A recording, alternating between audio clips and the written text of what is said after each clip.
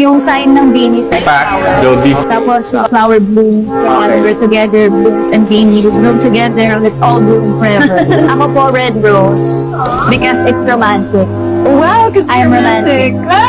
How you did po? Kasi ito yung place na pinaka nag-enjoy ako for the past few hours. Okay. Follow us on all of Plug bio. Diba? Any other funny anecdotes na mga ganon? What's anecdotes? Funny story.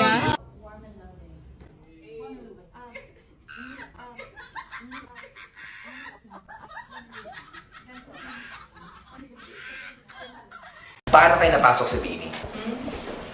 So, paano ako napasok sa Bini? First candidate, Miss lahat- Sheena lahat na tayo. Katakutan. If I would be an animal, I would like to be a cat or a tiger. Because Lapit ni. Because it's Jungwon and Nikki. because I want to be a cat, you can meow. If you're a tiger, you can roar.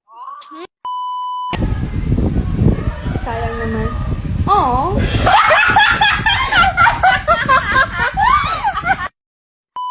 Dance up.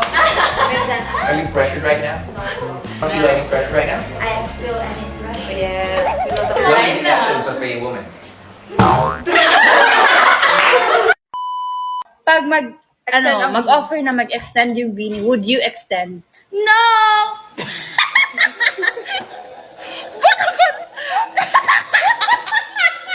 Hindi, para mag Hindi. I was coughing. Jungwon or Beanie? Jungwon! Jungwon all the way! Who are you? Kabahan ka man lang. Kabahan ka.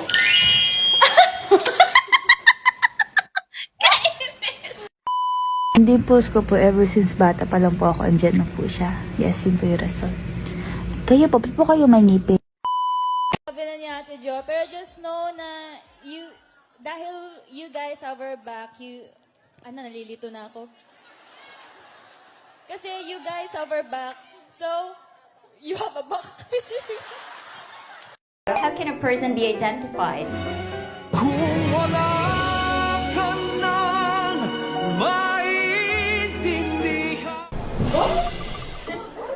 Can you give me a way how a person can be identified? Same.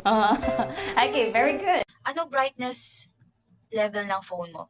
Okay, I think this will be a very, alam mo yun, parang hati ang opinion dito sa brightness ng cellphone mo. Okay, pero itong i-share ko is, regarding siya sa experience ko, okay? It's from my own experience, so, pero still, nagbigay pa rin ako ng options, like for the general. Hindi lang siya for me. So, ayun na nga, ang phone brightness kasi, it comes from the root word, fo. Fo, hindi yun mura ha. Pero it came from the root word fo. So, parang pang phone brightness. Phone brightness. Yung phone brightness kasi, eto siya eh. Eto siya, di ba? So, you can swipe it. You can swipe it to the right, you can swipe it to the left. Show me how you hashtag. Sorry na, distract ako sa sarili ko joke. So you can swipe it to the right, swipe it to the left, di ba? And if you swipe it to the right, tataas yung brightness. And if you swipe it to the left, push me na. Tama na guys! If you swipe it to the left, edi bababa yung brightness, malabang! Tataas ka sa kabila, magulat ka, tataas ka pag swipe mo sa kabila. Edi ayun. Pero ang point lang naman na sinasabi ko, is mahirap mag-decide dito. Honestly, medyo gumagawa lang ako ng rason para makaisip kung ano ba talagang brightness ang kaya kong i-recommend sa inyo kasi kahit ako nahihirapan ako. Pero honestly, for me lang naman to, hindi naman need sabihin yung opinion nyo kasi opinion ko lang to. It would be 50. Dito ko na masasagot na 50. 50 is the perfect brightness for your phone. If hindi na gets yung 50, ito siya. It's in the middle. 50 nga, di ba? So, gitna yun ng 100. 50 plus 50, 100. Okay. I think that's the best. Kasi parang, if it's too low, there's that tendency na, alam mo yun, masyadong low yung brightness ng phone mo, makakatulog ka. But on the other hand, if it's too bright, your eyes will get damaged. Akala mo hindi na apektuhan yung ano mo, mata mo habang bata ka, pero pag tanda mo, sasakit yung ulo mo, sasakit yung tiyan mo, sasakit yung likod mo, sasakit yung buong katawan mo dahil sa pagsa-cellphone mo. Maniwala ka sa nanay mo na kaya masakit yung tiyan mo, masakit yung paa mo, masakit yung buong katawan mo, kaka-cellphone mo yan. Kahit hindi relate, kaka-cellphone mo yan. So I think that's the answer, 50.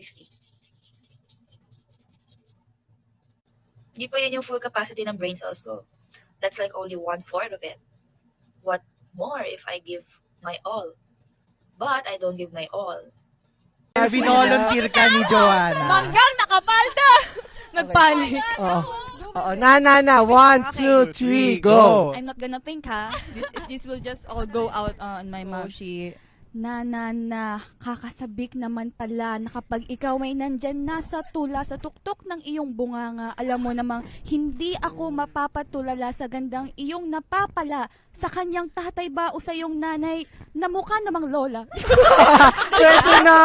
Happy Balawika. Oh, love it. Queen of ano yan, Oo. Pwede na pambalagtasan. Wala akong naintindihan. Okay. Nasaan na palang si Mix na? Pero mukha namang lola. Oo. At ikaw naman ay That time po, I was 13 years old, tas the rest of them po, late 20s to early 30s. So, bunso, baby. You're my son and moon. Hindi po. For everything. Thank you so much. Thank you po for coming. Now let's all warm up to be warm.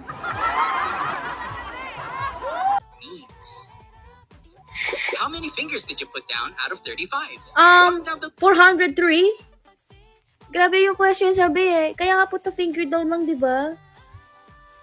Sana naman 100 mo na. Na di na ako natutuwa eh. Message? Thank you. Ano ba yan?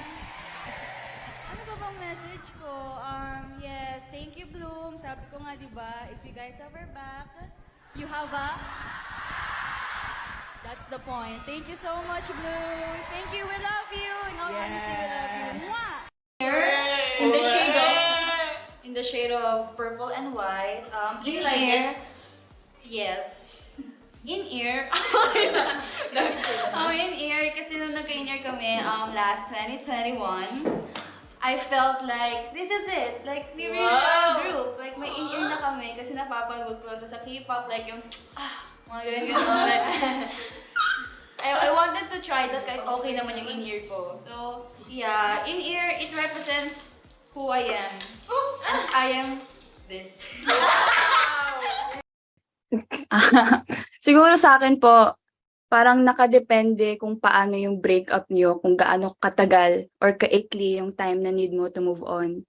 Pero dun nga sa binasa nyo po, sa sitwasyon ng girl, I believe na it will be very hard for her to move on kasi in the first place, never naman naging sila. Aray. So,